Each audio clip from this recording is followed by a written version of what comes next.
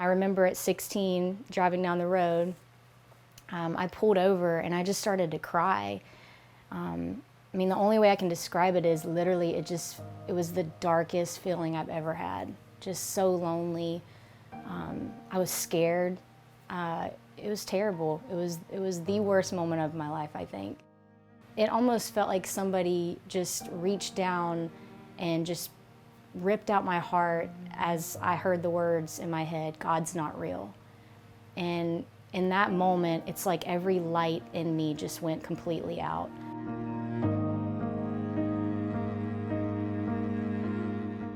From that moment, over the next 2 years, everything I did amplified, like really bad. And that's when I started to get into harder drugs. And I ended up getting in a lot of trouble. I was put in juvie, barely graduated high school. Like, it's a miracle. It's a miracle that I actually graduated. So I grew up in a very broken home. Both my parents were divorced, married, divorced, married. We grew up in a lot of chaos. I lived with my mom for the most part, and I would see my dad on the weekends. When I was 18, he was in a really bad accident on a motorcycle where he lost his whole left arm, his shoulder blade, his collarbone, 2 of his ribs. He was supposed to die. He had a 3% chance to live.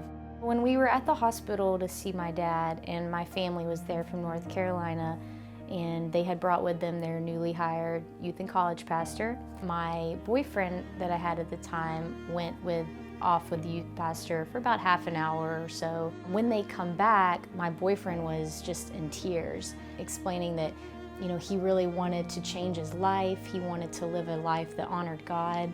A couple months later, that boyfriend broke up with me, and it completely devastated me because I really put a lot of my identity in having a boyfriend or having someone that cared about me. It made me feel more valuable. I went to a party for New Year's that year, and a lot of bad things happened at that party. And I remember waking up the next day. I was just sitting there and I just started to cry. I said, just show me you're real. Because I'm literally at the bottom of the barrel.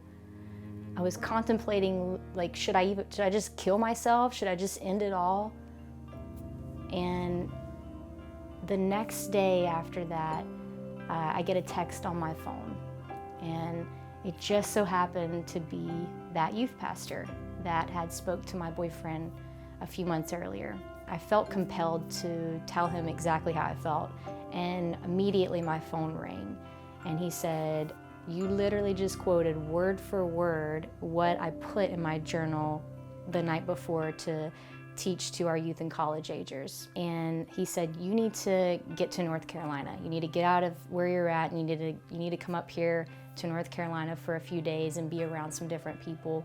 And he said, "You know that feeling you're feeling right now?" And I said, "Yeah." He says, "If you don't make a move on that feeling, it's gonna go away." He said, "That pulling that you're feeling, it's gonna disappear." The next morning, I woke up and I called off of work and I got in my car at 18 years old and I drove 8 hours to Hickory, North Carolina. I was able to start over. I was able to leave everything that I did behind me. I found my identity in who He was. So I would open up my Bible and I would read every night. I would just read the Word.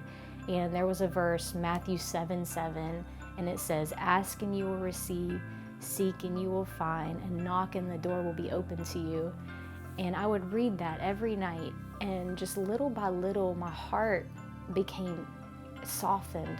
I found my identity in who He was, not in the things that I was doing or the relationships that I had. And He just really began to heal so many things in my life. So over the years, God has used me and my husband to plant and pastor our church. It's been so amazing. I have learned so much about myself, and there's been so many things and so many areas that I've grown over the years. My name's Niki, this is my story, and I serve the God of wonderful things.